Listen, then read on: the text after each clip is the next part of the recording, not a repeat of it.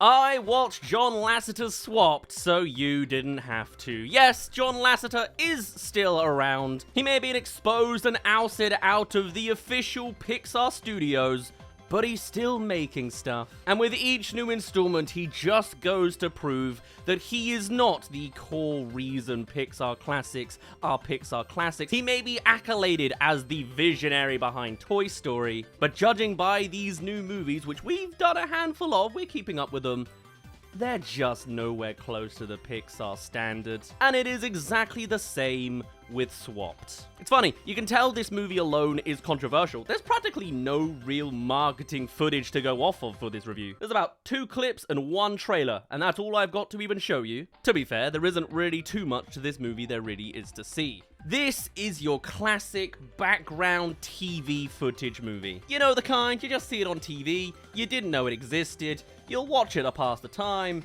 It's not cinema.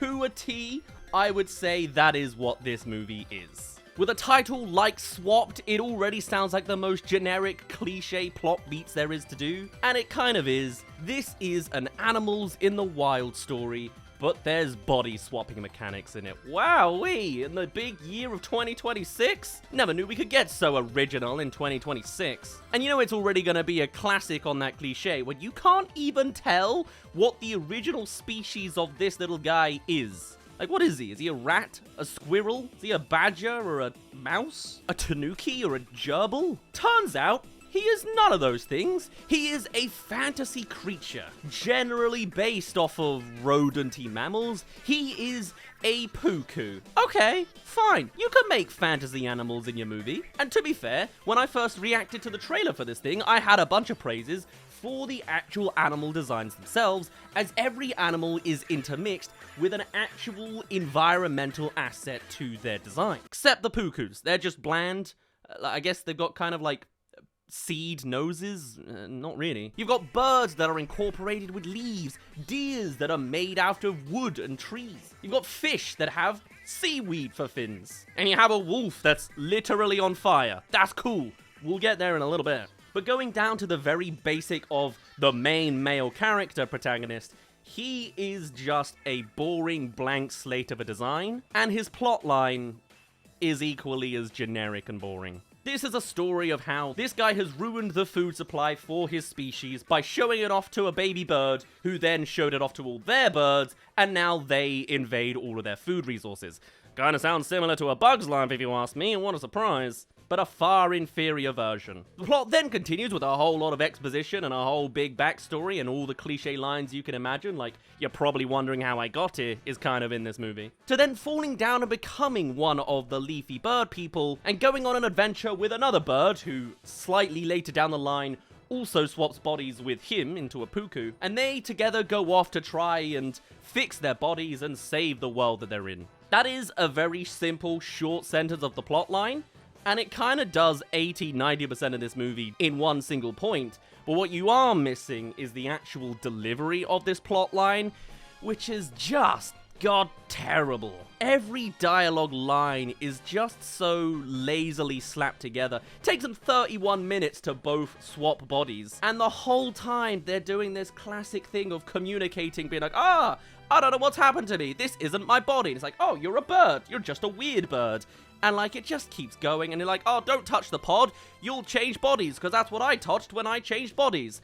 And then they touch it, and they're like, oh my god, I changed bodies. Why didn't you tell me I would change bodies? I did, I told you that I changed bodies, and that you would change you know?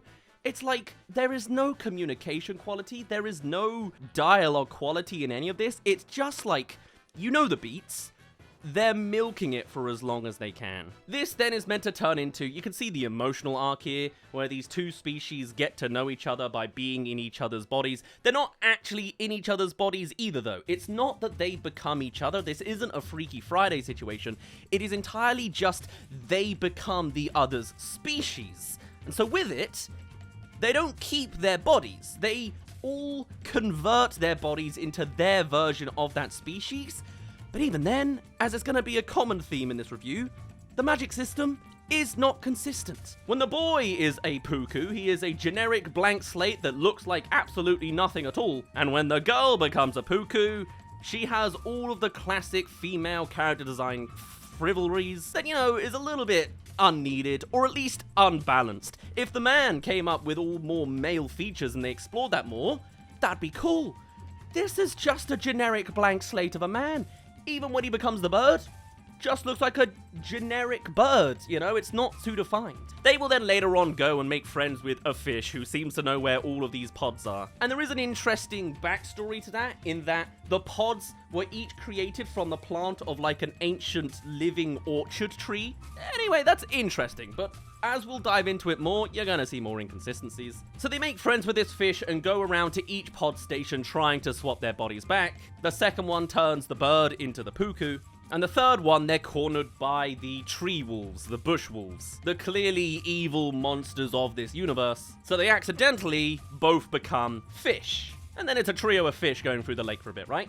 This is where you start to see the inconsistencies of even this body mechanic, because now the girl in fish form has a beak. So it's not even that she became a fully fish version, she's become a fish-bird hybrid? The male's just a fish. He's such a blank slate with no real defining features other than a wider nose that you don't really see it. And it's just like the classic terrible character designs once they put in a mechanical system to it. Whatever. Anyway, they then go through the trials and tribulations of the water. They're learning to get along. They have conflicts, yada yada. You know what this is. They're cornered by rock seals on one point. That's kind of cool. And then they're cornered by tree wolves. That's kind of cool. The designs is nice. All the while, they're adding like this extra conflict layer. It's not much. But in the backstory, when the Puku Ollie accidentally exposed all their food reserves to the bird Ivy, turns out, yeah, they were the two children of this story. They were the two ones that caused the harvest for the birds and a starvation for the Pukus. And they don't know it yet, but they're gonna learn it. And one side knows and broods about it, and then the other side hears about it in a conflict. It's like,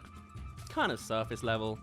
It's a TV movie. Now, if that was just it, I would say that kind of pins it there. They go find their pod, get to their normal selves, learn that they actually got along, and being together makes you stronger, intermixing with the other species to understand, and then they work together to save the food reserve and whatever. But we're now going to go into the spoiler territory. It's not that important if it's swapped, of all things. But they do at least do something I have room to praise here. I think it is, ironically, a bit of a Pixarism. That's about as good as we're going to get on the praises, alright? There have been a few times with Pixar movies, more so the mid-range ones that didn't quite succeed as a classic just yet. I'm thinking like Monsters University in my head about this, it's on like that level. Whereby, it feels like the writers behind a Pixar movie wrote their story in reverse. They wrote a really good third act climactic battle, and then wrote everything that leads up to this really astounding point. Because as much as I hate the character designs, the characters themselves are flat, the delivery is awful half the time, and the dialogue is just ass. When it does come to using these mechanics in the final act, they actually do some cool ideas, some smart turnarounds that I could really enjoy. The ending is kinda good. Kinda. Because you see, once they get to the fourth and final pod reserve, somehow, for some reason, this one has a bunch of them, not just one for some reason. All these ancient species, the zoo that create these pods, are dead now. Well, there are 4 dead ones in this land, but the last one, I guess, just has a bunch still growing. Also, somehow no one found these pods before. They were clearly out in the open with every spot they go to. All these years later, no one just bumped into one? Alright, sure. But once they get to the fourth and final one, everyone's able to convert bodies. The Puku becomes themselves, the bird becomes themselves. I don't know if they're like a leaf bird specifically, I wasn't paying full attention. You can tell enough what it is. And the fish, Boogle, the doofy, silly one that's just being lonely this whole time in the water, turns out to be... Hey there! Thank you for making it to the halfway mark of this video. Come subscribe if you haven't already for more animated movie reviews. We keep up with all things John Lasseter. Animal Farm also came out today, but I gotta find a way to watch it in the UK. Not to mention all the other upcoming animated movies this year. We'll cover as many as we can. But for now, let's get back to the second half of this video. And the fish, Boogle, the doofy, silly one that's just being lonely this whole time in the water, turns out to be the fire wolf itself. We've heard this backstory that the fire wolf is out there constantly pressuring down the world, so everyone's kind of secretive. Turns out, no, that fire wolf wasn't around and had been trapped in the past by the zoo by turning him using the pods into a fish so that he can no longer oppress the lands. Nobody knew, I guess. Nobody noticed that he wasn't around. They were just scared of him in general. They were scared of the tree wolves instead, who aren't actually bad. They're just wolves. Equally evil-looking, trying to bite and eat them wolves, but still only normal wolves. Anyway, turns out he's the fire wolf, and now that they've unlocked him, he's gonna go and burn down the whole place, because he doesn't like being ousted. That's a nice twist. You kinda could've predicted it from the fact that there's only like 3 characters, so he's gotta show up somewhere. But then at this point as well, we come to the other major flaw of this movie. Because up to this point, this has been mostly a duo adventure. There's the Puku and there's the bird. They're learning to get along, they're learning each other's strifes, all this good stuff. In this third act, suddenly, what a surprise from a John Lasseter movie, the female character stops contributing to the plot, really. Upon the firewolf becoming a thing, the bird has now been knocked out, so a good chunk of the plot is now the Puku carrying this bird up a mountain, like just a dead weight body, all the way up this mountain up to the bird nest up top somewhere. Okay, there's then connections with him learning about the birds, the other side of the story, yada yada. And the only real thing that this bird now contributes after waking up is convincing the bird colony to help the other species now that the whole forest is going on fire. After this point, she is now just another grunt picking up people, putting them to safety, and watching as our main blank character, non-defined facial features male guy goes and fights the firewolf. It's so classic. It's so not 2026, but at least they play with the magic system slightly here. And even then, they do it by breaking the rules. So it turns out the whole place is on fire, everyone's trying to escape, and everyone needs to now go to the Puku Island, which, by the way, is an island in the middle of the water. I didn't notice before this point. So it's the only safe place from the fires. Ollie has to convince his dad to let the species in because they need help rather than ousting everyone and not trusting them. You know, the generic emotional plot points there. And then he goes to the original pod place where there is already just a dead Zoe who used his last pod, and asks him to make one more pod. And it does. Is this thing not dead?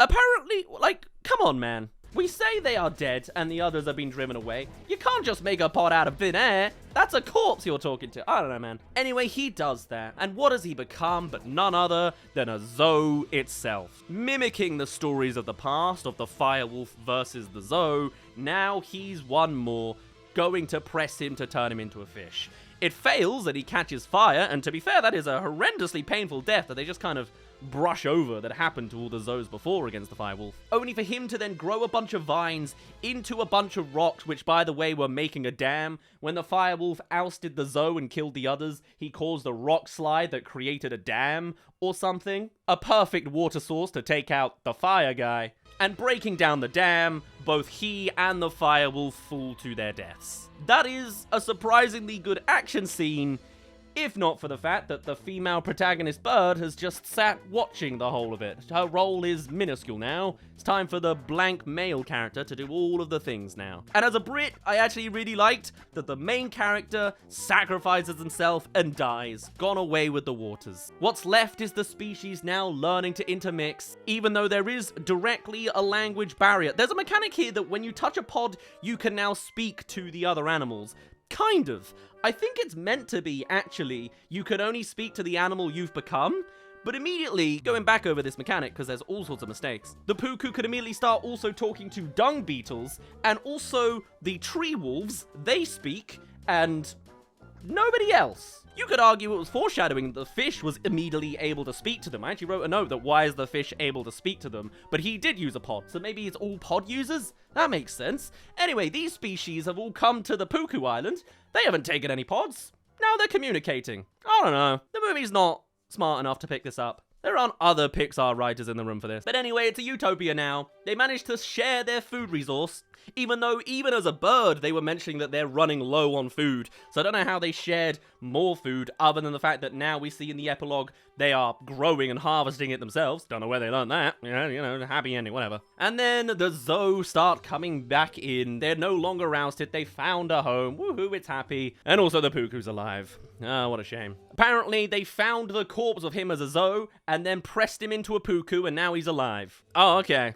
That revives people too now? Like, you know, was he knocked out? Why does being knocked out as a Puku make any difference to being knocked out as a Zoe? I have no idea. Across the board, it's just a good ending. Like, I like that he actually turned into a zoo. I like that the fire wolf was actually the fish. There were good plot twists. You can play around with the mechanic of swapping species and tell a good emotional story. But this story doesn't do a good job of it. Just so much of the delivery really isn't it. It's fodder more than anything else, and that's kind of the recurring theme with John Lasseter's Skydance Animation movies. The worlds are genuinely interesting. They did one previously about luck, and how there's a good luck and bad luck universe, and you learn all about these mechanics.